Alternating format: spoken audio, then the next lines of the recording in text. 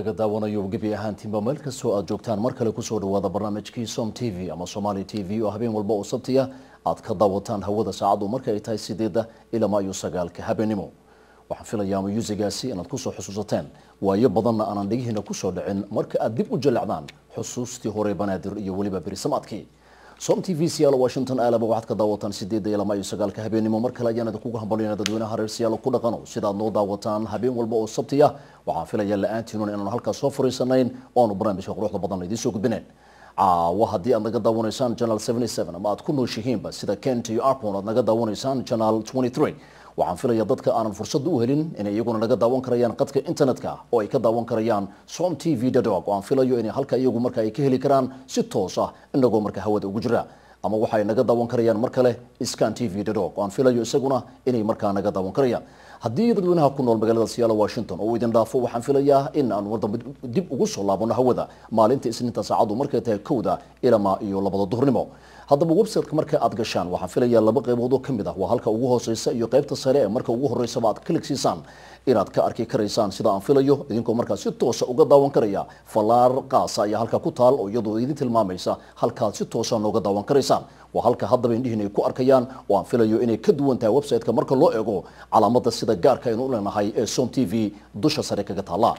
haddii aanu haddaba halka kaga dubno wixii talo iyo tusaalaha daawadayaal saaxiibayaal waxaad noogu soo hagaajin karaysaan info Som TV sida aan filayo oo dadweyne fara badan habeenkan caawa halkan aan idinka tusin doono oo iyagu markaa noo soo gudbay wixii talo iyo tusaale inoo hayaan inagoo filanana inay markaa halka aanu kaga faa'iideysan doono hadba waxa iyagu markaa noo soo sheegaan oo filayo in iyagu inta badan bay ka hadlayaan tayada iyo sida uu barnaamijka iyagu u qurux badnaan lahaa mustaqbalka dambe mid ka fog intaba.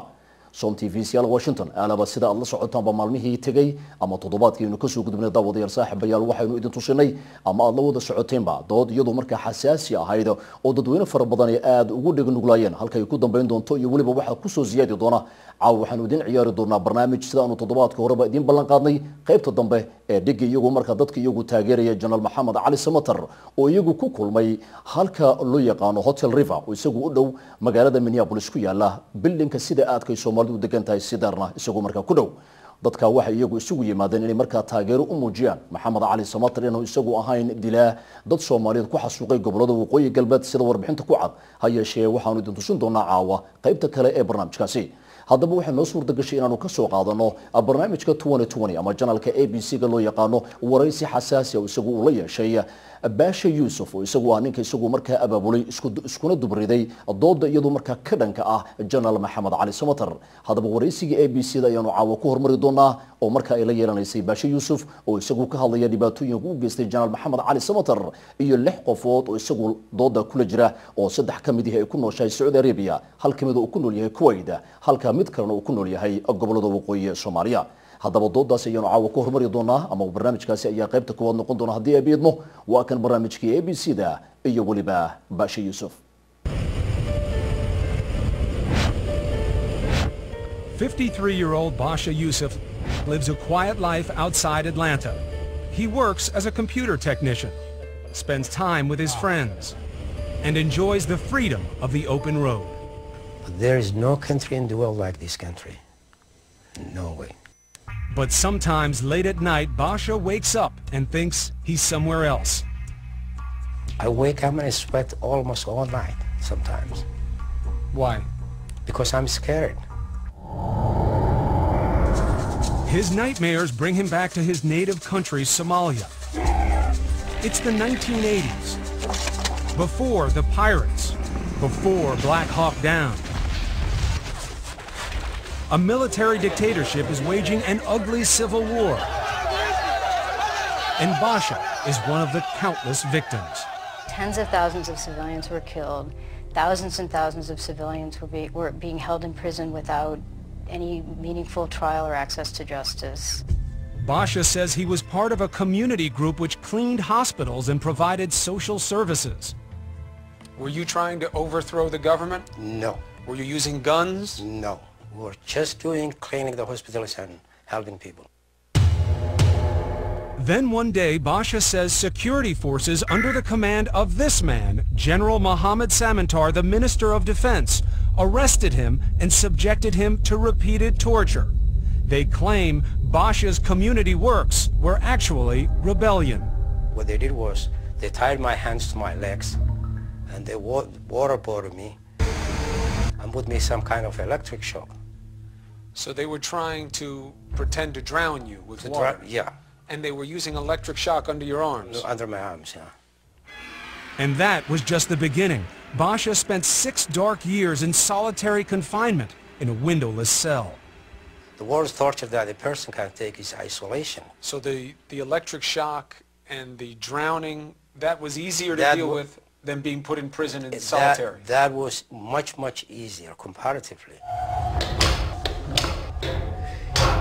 Basha would even provoke the guards to drag him outside and beat him, hoping that he might look up from the ground and steal a glimpse of the sky. You would take the beating? The beating. Just to see the sky? To the sky, yeah, and the stars, yeah. When he was finally released, he emigrated to the United States. It's been years, right? Yeah, years, yeah. By 1998, Basha had begun carving out his slice of the American dream, trying to forget his past. But then came a horrifying discovery. General Samantar, the man Basha blames for his brutal ordeal, had also moved to the United States and was living out his golden years here, in this comfortable home in a middle-class suburb of Washington, D.C. What did you think when you learned that Mr. Samantar was here in America with you? I couldn't believe it. But Samantar's attorney, Julian Spirer, says his client is no monster. In fact, he says he was warmly received in Washington while in office and was granted asylum here in 1997. He's somebody who seems to be a wonderful family man. He's very much the sort of person you would want to have as a neighbor. Basha doesn't buy it and is out for justice. He is the lead plaintiff in a civil suit accusing Samantar of torture, rape, and other crimes against humanity, filed by the Center for Justice and Accountability. The issue here is whether General Samantar have to be subject to U.S. laws while he's living in this country.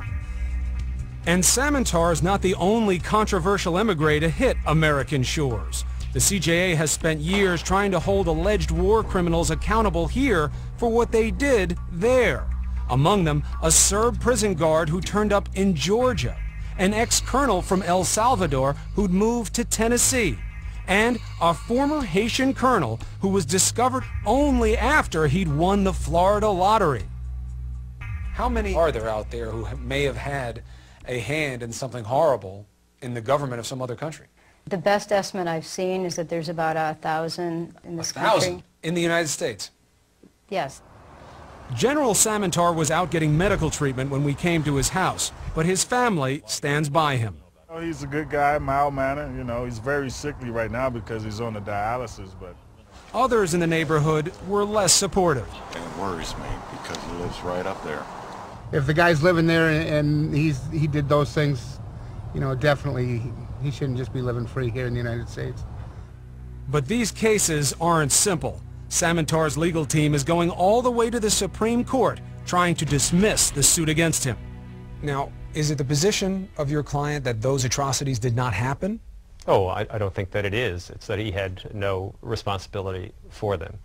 Spirer says there's no evidence tying the general to any abuses, other than unsubstantiated allegations. There hasn't been any proof yet.